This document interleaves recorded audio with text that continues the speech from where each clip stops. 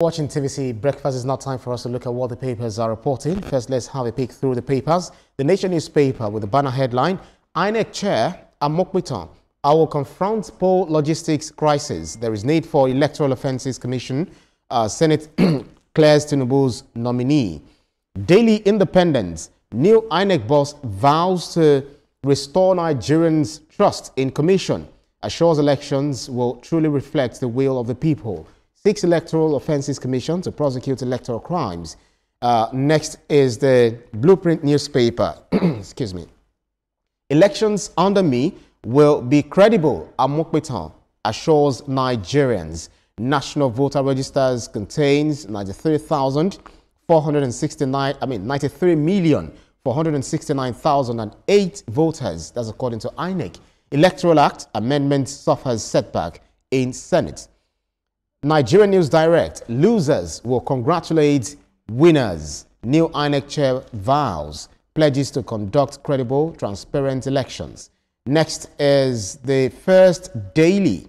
New INEC boss Amupitan vows credible polls after Senate confirmation. Even losers will congratulate winners, it declares. We'd like to see that. Now, Friday, Leadership Friday, new electoral chief Amupitan's credible election pledge sparks responses, confirmed by Senate. Yaga Africa, others say time will tell, and audit IREV, strengthen commission's autonomy. Next is the Daily Times. Amupitan's appointments confirmed, denies appearing for Tinubu at Presidential Tribunal. Next is the Platform Times. Outrage as INEC demands 1.5 billion naira to release voters' register. INEC insists charge covers actual cost of 6 million page database. Critics accuse Commission of hiding behind bureaucracy to block access. This Nigeria, pardon controversy. No inmate released yet, says Attorney General of the Federation, Fagbemi. Only inmates who pass ongoing legal procedural verification will be granted final clemency approval. And Weekend Hope says schools charging tuition fees in foreign currencies risk closure as federal government moves to strengthen Naira. Last but not least is Sport and Live. Most capped Nigerian in EPL. Iwobi targets 300 appearance. Interesting stuff. Etoma, Ria, Olamide, it's a Friday morning, and we have to look at what the papers are reporting this Friday morning.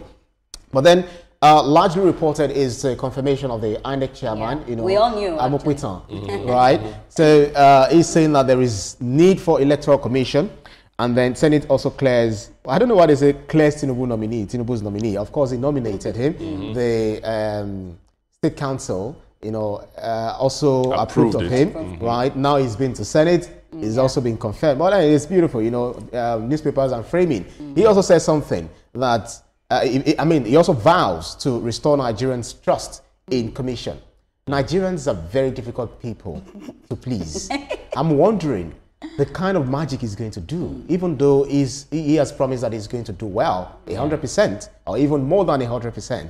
But how do you please Nigerians? Well, it's good. Let's talk about, his confirmation first. Ibrahim, if you are not with on, would you say would you say anything different? The guy has just told us his dream, and then the suggestions he's making are good suggestions, but we need a commission. We need a body that is dedicated completely to electoral matters, from appropriation to judicial or legal processes and so on. That's what he wants. Another thing he said that I like is that he's going to check out the IREV and sort of do an audit on it so we can have a real time. Look, the easiest way that he can win Nigeria's trust is if IREV works and everybody sees that, yes, in my polling station, these are the numbers I recorded, and that's exactly what appears on the final list. Nigerians will start having trust in the system. But one thing he can be sure is that you can't have even 80% of Nigerians trusting INEC.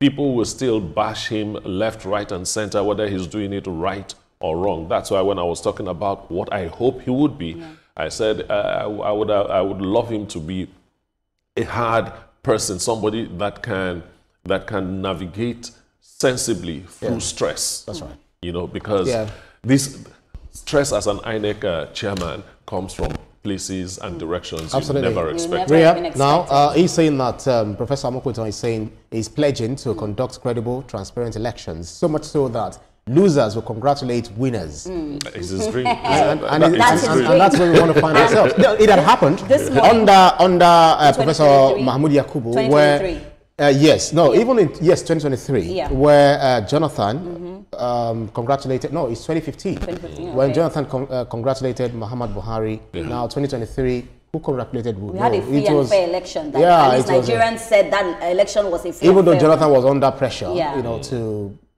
annul the election, but then he didn't. But I'll tell you something. This morning I was speaking about the fact that he said he's going to give a credible election, and that is what everybody is hoping for. Now, he said a lot of dreams. I'm just hoping that he can follow through with it. We know that this man is going to receive a lot of pressure. It's going to be very difficult to make Nigerians believe in INEC again, because at some point they kind of lost hope in it. And I'm talking about the youths. And is this youth that will want to come out and vote? I think that he should really pay attention to the Electoral Offences Commission. I think that that is something that he should really look at, because in most elections we see the thuggery, we see the fighting.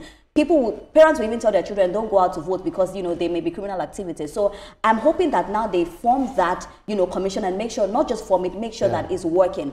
I'm also hoping that he'll be able to take the criticisms, because they are going to come. I'm hoping that he'll be able to take the bull by the horn. Because a lot of things are going to happen, you know, during election. I'm not going to go into the things that will happen, but we know the things that happen. I'm praying that he's going to be just and he's going to stand with the truth. Given the fact that he's a lawyer as well, I'm hoping that that legal background... A professor of law, Professor of law. I'm hoping that that legal background will also help him to inform some of the decisions he's going to be making. But overall, these are things that he's telling us he will do. For me, I want to see him do them. And starting with the IREV and also the Electoral Offences Commission. Absolutely. So, you know, those who re-election, you know, the INEC boss is going to be in Abuja during elections. Of course, they might be moving around and all of that. But the real persons that, you know, ensure that we do not have free and fair elections, they are not the appointed ones. We don't even know them. We don't even know where they are.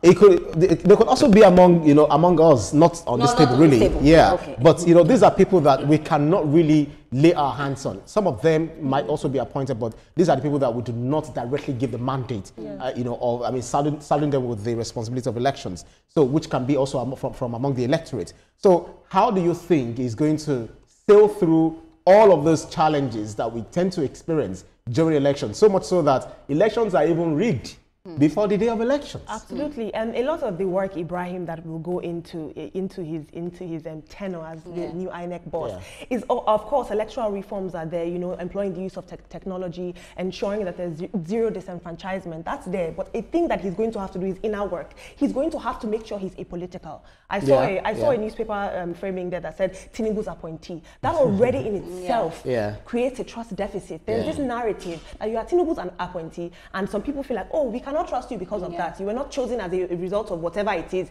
You were put there and you're an appointee. So already, so his person is going to be nominee. You are going to be somebody who is going to have to be apolitical. You are a man of the people. You are not a man of whoever nominated you. You know what I mean? I like the fact that he's focusing on technology. He did say that at some point he floated the possibility of employing drones to actually deliver materials to remote and insecure areas. I think that's going to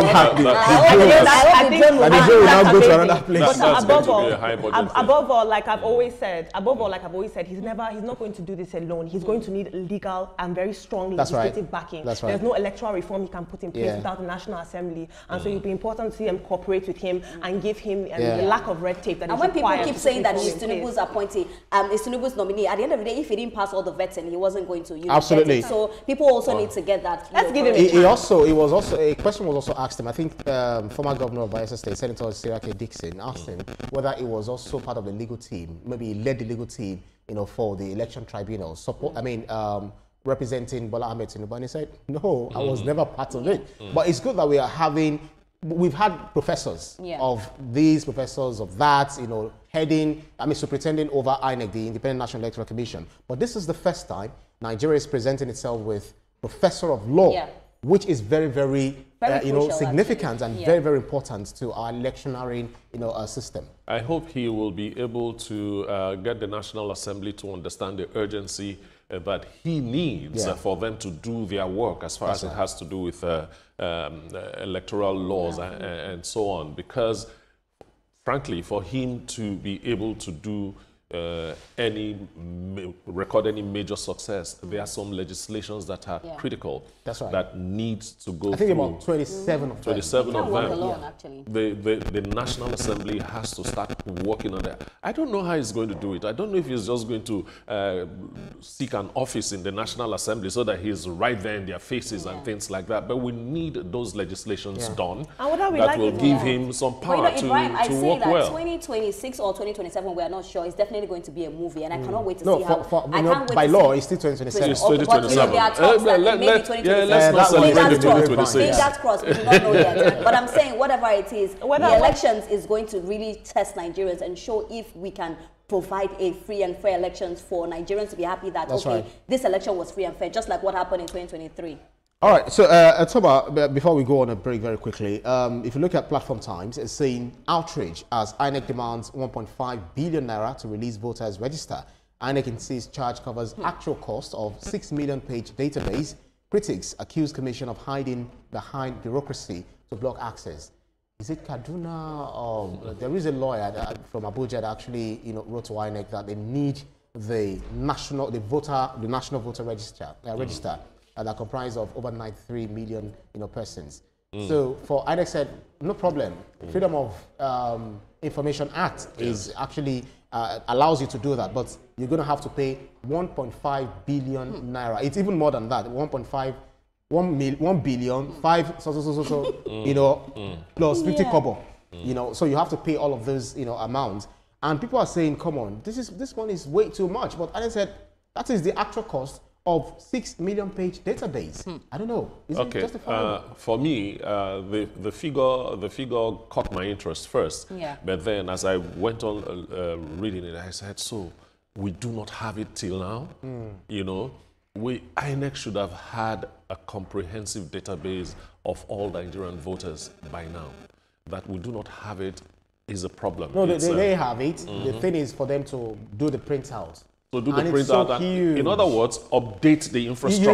You remember the tribunal where Peter Obi with his entourage came with truckloads of... Yes, and then so imagine INEC now bringing its own. It's probably going to be more than that. It's going to be definitely. So we should ask Peter Obi how much he had to spend. Yes, I understand that it will cost some money, but is it 1.5 billion? That's another question. But Ibrahim, when we speak about this, why it matters, which is very important, because I was reading this article, online, and it says the voters register is crucial for election because it shows transparency. That's right. And it helps to verify if it's fake or duplicated names. So, which is very crucial as well, because we cannot have 2 or 3 people, voting under one name. Also, critics are believing that, INEC high charge discourages scrutiny and hides possible irregularities. So these are things that, we're also looking at, from this. You can't have a free and fair election if everybody is not accounted for. Out of 237 million people, we have 93 people that are registered. That is unacceptable. It's quite unacceptable. But we'll see how far we can get. But we are still the largest, voting bloc, on the African continent. Yeah, so let's move on to this Nigeria. Pardon controversy. No inmate released yet, says AGF Fagbemi, saying that only inmates who pass ongoing legal procedural verification will be granted final clemency approval. According to Section 175 of the 1999 Constitution, the President has the prerogative of mercy. I guess that's the way it's called. So much so that if the President had pardoned someone, why do you have to go start, ratifying it? It's supposed to be that executive, order. You see, but why are we now giving names that we know that we are not sure of yet? Yes, that is why they have to go through some kind of ratification before. They shouldn't have announced it. I think if you ask me, it is 2-factor authentication. Any system you see worldwide, it requires, you know what I mean, it requires a certain level of checks and balances. And it also shows that the government is listening to the people. Whether or not they plan to ratify it before the announcement of the clemency, I don't know. But for the fact that they're now saying there is verification, calm down, we still are going to streamline who and who gets released. It shows that the government is listening to our concerns. But I'll argue that with you, and I will say that because I won't argue that with you. No, don't give. We'll go boot to boot with it, because don't give me names that you're not sure of. Don't give people hopes that you're not sure of. Let me tell you what. Imagine these names that have been put out, you know, go through, and at the end of the day, they do not pass they don't pass it, and they are not released. What would that do to their families? On the other hand, it is very, very possible that this saying that they're going to do checks and balances, it could be metaphorical to just say we don't know if they're actually going to sit everybody down one by one. They collected these names in the first place with those checks and balances in play. I would say let us know that, let us be sure of the names before you release them. Or possibly they just want us to chime in and see whether, okay, will people like it? Public sentiment. Exactly. So let's see where the sentiment is going to sway. So it's not swinging in their way, actually. Oh, well. But then it's good that they made us understand that they still have all these things we're saying wouldn't have been necessary if somebody sat down and really did his or her job. This is a document that had to get the president's signature. We need to race on. Weekend Hope says schools charging tuition fees in foreign currencies risk closure. Very good. Very, very fast. And I get children for school. I'm speaking for the people that have children in schools. Because it actually put a strain on our currency. Imagine, we cannot have, I think who is pushing this? Dele Alake, you know, Minister of Mines and Steel, is saying that, come on, you can't have Nigerian schools in the UK or in all of these countries and be charging in dollars. I mean, be charging in naira. It's not possible. It's not done anywhere. So you're putting a strain on our own currency. Do you know, I don't think that they'll say it's because of the exchange rate and inflation. That's why they're charging in dollars. I have a completely different theory. So I know you have a child in school, but I will say this. I think that it is because of the fact that it is elitist. They want to keep certain people out of their educational circles and keep the class system of the education in play, and that is why they are doing that. But the thing is that it's for educational elitism. At the end of the day, that is bad, actually, because education is education. What I will learn in a school that I'm paying in dollars is the same school, is what same thing I will learn in a maybe public not school. Ria. Wait, let me say something, and that's what we're talking about, the elites. It's at not the the end same of the day, I know, but you cannot be charging in dollars if you are in Nigeria. It is wrong. It doesn't make sense. I remember when they wanted to do that thing in Ghana, and people, you know, spoke against it. At the end of the day, if I'm studying in Nigeria, I should pay in naira. Because if you travel abroad, you are not going to pay in your currency. Thankfully, I'm paying in naira. And for me, those schools that insist it has to be dollars, they are celebrating colonial whatever. How do I put it? You just can't do that. That's right. I want to go eat lunch in one restaurant and somebody's charging me dollars in Nigeria. It's an insult Have to you my seen naira. some public schools and how brilliant the children are? Let's not go there, actually. Education is one. It's the same thing. May God make it easy for you, Etoma. Let us move on. The sports and life. Most capped Nigerian in EPL, it will be target 300 appearance. It's good that he's actually made that, sealing that with the last goal. I think defeating their counterparts 3-2 win against Wolves. So it's good that it will be. That's 300th appearance. It's a huge one. Alex Nwobi, right? Yes. So we have the Osimhen on the page. Whenever we don't have Osimhen, I have a problem with it. Our Messi. I didn't look for Osimhen. But then I saw one Benenord's reaction to Osimhen's, Nigeria's triumphing over them. He was cursing. He was sorry. Osimhen destroyed their fate to go to what? Sorry. But that's about it for the newspapers up for review.